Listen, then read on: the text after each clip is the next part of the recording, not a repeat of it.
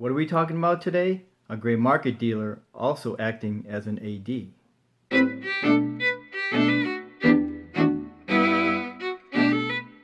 Hi everyone, today I'm drinking 49th Parallels Epic Espresso. Cheers. So today I wanted to talk about the gray market dealer, and actually one of them becoming an AD now, which is I think literally brand new. But I used to buy watches from an AD only because I grew up in the family business of a watch store that when we used to carry all the better known brands. My uncle has since sold the store. But being around that, I understand the markup and what an AD can actually sell a watch for. So once I go to an AD, I actually have some knowledge. It gives me good information to negotiate a better price. But lately, there are two gray market dealers that have caught my eye, and there's a plethora of them. But today I'm just going to discuss mainly Ashford.com and Jomashop. And I think everyone's aware of Chrono 24. But I think Chrono 24 mainly deals with pre-owned watches, and they have some that have never been worn. But versus Ashford and Jomashop, theirs are brand new watches, never been worn, with the original box and papers. And probably the biggest reason that if I'm not buying directly from an AD at a physical store, that I do prefer a place like Ashford or Jomashop is if I bought something pre-owned, I'm not sure where that watch came from. Did it come from an estate sale? Because they usually do come from an estate sale. Did it come fresh from a divorce? Or did it come straight off the wrist of someone who is now deceased? And I know a lot of people don't care about that. They don't think about that. They don't worry about that. As long as they got a really good value on the watch that they want. Where that watch came from is insignificant to them. But for me, and I'm thinking maybe for some other people out there, that kind of would make a difference. It's in the back of my mind is that I want to know where that watch came from, and it would freak me out just a tad if I found out that it did come straight off of the wrist of someone who is deceased. So I'm willing to pay a little bit more of a premium for a watch where I know that it hasn't been worn and I know exactly where it's been. Now the first I'm going to talk about a little later in the show about how Ashford has now become an authorized dealer for some of their brands. I had bought two watches from Ashford. One was my Jean Richard Aeroscope. I actually used that for the testing on the DLC coating, and that was about 15 months ago. And then more recently, I bought an Armand Nicolet L14. It's part of their original historic movement watch. If you can take a look here, this is the unboxing that when I first got the watch. And the reason I didn't actually air this unboxing is because I didn't end up keeping the watch. I had to unfortunately return it. It is a beautiful watch. It's their in-house movement, and it's a self-winding movement. I haven't really seen Armand Nicolet too much around in boutiques in the U.S. They are a big internet watch. So I actually corresponded with Armand Nicolet, the brand, via email and learned a lot about them. And they usually use heavily modified ETA movements, but they do have some in-house movements. So I felt pretty comfortable that it would be a pretty well-made watch. And so I went ahead and purchased the L14 from Ashford. The reason I actually had to return my Armand Nicolet is because, as I said in one of my other videos, the first thing I do, especially if it has a strap, is I wind it up to make sure that the power reserve is actually accurate to what the manufacturer says. So I wound it up, and the first night it's supposed to be a 36-hour power reserve. I ended up with 35 hours, so pretty close. So I tried it again the second time, and this time it was a drastic reduction. I think it was only 25 hours, and then it went further down to like 16 hours, and then it went down to I think 6 hours of power reserve. And it's not that I screwed that up. It's a self-winding movement, so you just wind it up, and then once you feel the resistance, you know that's all you can wind it. So it wasn't anything that I felt I did anything wrong. It just was a bad movement. So it's a good thing I didn't wear it because the strap would have shown and I wouldn't have been able to return it. Instead, I would have had to have dealt with their their warranty service. Yes, I could have actually exchanged my Armand Nicolette instead of just flat out returning it. But on closer inspection of it, the watch is beautiful, as I said. But the strap, it's supposed to be a handmade alligator strap, and I felt that it was a little bit on a cheaper feel. It didn't have that luxurious feel to it that an alligator strap normally you would think would have. And I might have thought that was acceptable on the strap itself. However, I do have a GP and alligator strap on that, and in comparison, it's not on their level at all. So I did return the watch, and I wasn't really nervous that they would have just sent me back the same watch, because it is a limited edition, the Armand Nicolette L14. I wasn't really worried that they would send me back the same watch. I just felt like I'm going to move on already while I can. It's the return process from Ashford that actually impressed me. I've read some reviews online that weren't favorable for Ashford.com, but in my experience it was actually positive. Their customer service was really right on it. There was one specific customer service rep, and on her day off, she actually emailed me to make sure that everything was running smoothly on the return.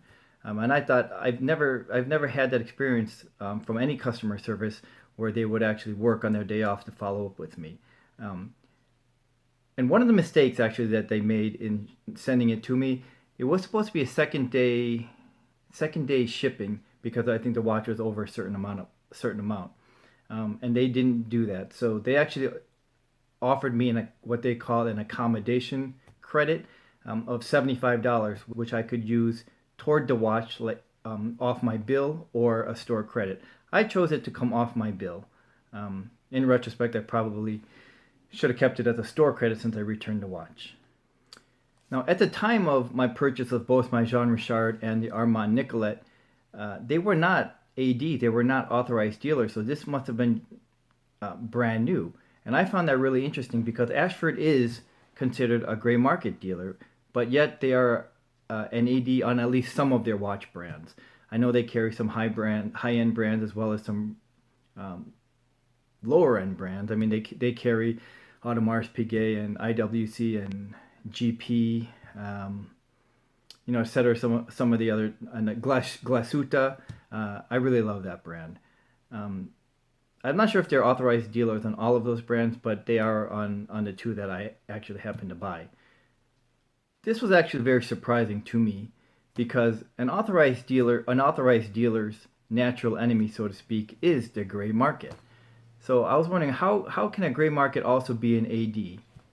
But before I really get into that, how does a gray market dealer get watches so much cheaper than anyone else? Especially if it's the real thing. Well, they get them from actual other ADs who weren't able to move the product, and they get them at better rates without the manufacturer's warranty, because the watch manufacturer can trace back that watch to the AD, and that would be in violation of their agreement. But there is another source that the gray dealers get their watches from, and this is actually this is kind of unique. They actually get their watches also from the watch manufacturer themselves. It's sort of like a side income, an extra revenue stream for the watch manufacturers, especially in this time when it's not really looking good for watch manufacturers. So they provide this like a supplemental income, and they sell them to the gray dealers, naturally sans the warranty. And the return process at Ashford that I had to go through with Ashford was very easy, and it turned out to be very natural. So it doesn't deter me from wanting to, I would shop there again, is what I'm saying. There are two things that Ashford does really well that allows me to maintain my confidence in them. And one of them is honoring their lowest price. Now their price does vary. They have sales for different events such as Black Friday, New Year's, and right now Valentine's Day. So their prices do change. But I was not ready to buy the Armand Nicolette yet, so I was still poking around. But I did take a screenshot of the lowest price that I've seen it. And by the time I was ready to buy the watch, it was no longer at the lowest price. For example, here, this is I think the current rate. It's like $6,200 retail, which is pretty crazy. But then it's like $3,250. When I saw it, it was $1,695, and that's what I ended up paying it. Even though at that time it was around like $1,800, $1,900. But I called Ashford, and I told him that the price is a little bit different, and I'm ready to buy it. Is there anything that you can do? And they actually um, store every price that they've ever had for their watch. So if they can show that yes, it was 1695 at one point, they'll go ahead and honor that. So I really like that. And the other thing that they do is that they can tell you exactly how many watches were sold and how many actually had problems. Because I asked him about the Armand Nicolet brand, and the salesperson was really honest, and he said he wouldn't buy the watch because it does come back quite often. And then I broke it down and I asked him further, what about specifically the L14? And he said, no, that one hasn't come back. Then I followed up with a question, do you know by chance, not expecting that he would have the answer, but how many have you sold? And he said 19. And of the 19, nothing has come back. So they really have their information, and that's a nice vote of confidence for me. Unfortunately, out of the next person that, if someone else had that question, it would be they've sold 20 and 19 were just fine, which is like a 95% success ratio, if for lack of a better term. Now, if I had known that going in, and I asked him that same question, and he said, "Well, we sold 20 and only one has come back. Would I still buy that watch? Would I still feel confident enough in that purchase?" And I don't think I would. I think because they've only started carrying this watch, it's only been a few months. For one to come back this early, it would kind of scare me off. Now, before I even made my first purchase, which was a Jean Richard, for some reason I thought that Ashford was like maybe a 2 or 3 man operation where they just had a small inventory of watches and they send them out themselves. And I think I thought that way because I called twice to inquire about the Jean Richard, and both times the same salesperson answered the phone. So that probably made me think that it was a small operation. It turns out that it is not a small operation. They have a lot of employees. They have they have the sales associates, they have customer service, and they have their people that work in a distribution center. So Ashford's actually a very large outfit. This whole being an authorized dealer, an AD, is something that is really cool, and I'm not sure what the direction is headed for gray market dealers, but I do like this step in this direction, toward this direction. It means that you get a stamped warranty card. Now, even if the watch might be a little bit older model, and you will still get the stamped warranty card on the date of purchase, and that means a whole lot of things to me. It gives me a sense of confidence in the authenticity of the watch, and if anything should happen within the first 2 or 3 years, it's covered by the manufacturer versus having to send it to a third party, outsourcing to a third party. Because then I think the watch, a third party source doesn't use the original parts, and then if you care about your watch enough, or it is a really good watch to you, it'll start to become a Frankenstein watch if you have to send it out to a third party. But this being an AD is something that's really cool. Now, if some people are worried about maybe the online store going out of business before a physical store that we see in our shopping malls, well, I wouldn't worry about that because I've seen some known chains such as Turnow close its stores in some of the shopping malls around where I live, along with some other smaller chain stores. And if that happens, so what? Because you already have your stamped warranty card, and it's going to be a lot cheaper than buying it in your shopping mall at an AD there. Ashford is located in Brooklyn, New York. So when I called them, I asked them if I happen to be in the area, or if anyone's in the area, could we come in and actually handle the watch before we make the purchase? And the answer is no, because I think those offices are not they're not showrooms. They're just offices like the distribution center and for customer service. However, Ashford did let me know that they do have showrooms in Hong Kong, the UK, I think, China, and Korea. So 75% of them are in Asian countries, of course, other than the UK. But that's kind of a nice thing to know.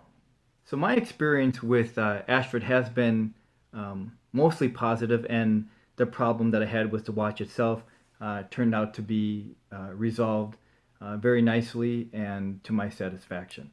The other gray market store is Jomashop, and my experience with them is that I was looking at the Tudor Black Bay with the black dial and their new in-house movement, and their price was one of the more competitive ones that I've seen. I think it was $29.50, but it did say ready to ship in 4 to 6 weeks, and some of the reviews online were saying that they didn't get the watch till sometimes 3 times past that date. So I called Jomashop and I asked them about that, and they were honest. They said it's probably going to be closer to the latter portion of that 4 to 6 weeks. It could even be 6 to 10 to 12 weeks. And I really wasn't sure about getting that watch, the Black Bay, anyway, so it wasn't worth my time to wait. But during that phone call, I asked them about price matching. And while they don't price match, they did offer $50. So it would have made the watch about $2,900. Here you can see on their website that they do have the watches back in stock. It was worth a phone call just to know that you can get an extra $50 off of a watch. $50 is not a life-changing amount, but I could think of things I could use the $50 towards, and to me, $50 is $50. Now, having this knowledge both with Ashford and Jomashop, by simply calling them rather than just placing your order on their website, is worth saving some additional money. And so I didn't really know this before until now. So I'm hoping that by my sharing this with anyone else out there, this can be helpful. Jomashop's, when they say ready to ship in 4 to 6 weeks, it's their verbiage or their language for out of stock.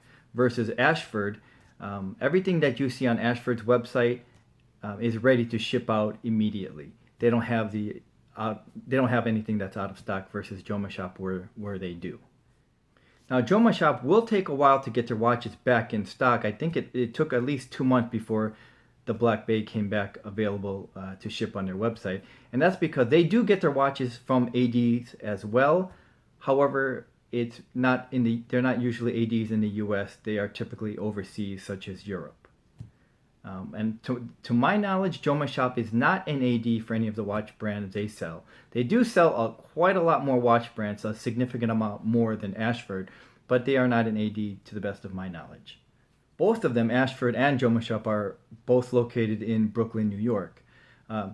Jomashop's prices I didn't find, other than the Black Bay, were a lot lower than other places. But I did notice the Black Bay being sold online at Sears and Walmart, and that really took me by surprise. I thought this can't be right, but I did go on their website, and indeed they did carry the Black Bay, both Sears and Walmart, and I was hoping that wouldn't be true. But they don't carry those watches in their physical stores, and the reason I didn't want that to be true is because I think that would tarnish the brand a little bit, because both of those stores aren't really considered upscale stores. But on the listing on Sears and Walmart's website, they say that they don't carry it in store, available online only, and it's by a trusted source, and they do mention Jomashop. So I don't know why those two stores are trying to get into the watch business, or maybe they're just testing the waters to see how they'll do. So that might explain why Jomashop might not be the cheapest, because they have to get their cut too. So my experience with Ashford has been both positive and educational, whereas with Jomashop it's been more strictly educational. And the education part is by simply calling them, you can save another $50 or so. I don't know. I'm not sure how Ashford became an AD on some of their brands, other than maybe they were able to prove that they were able to move a lot of those watches, which gives them all the leverage to become an AD. Now, if this is the direction for some of the gray markets where they get to be an AD, I'm not sure what that means for the physical boutique stores in our shopping malls.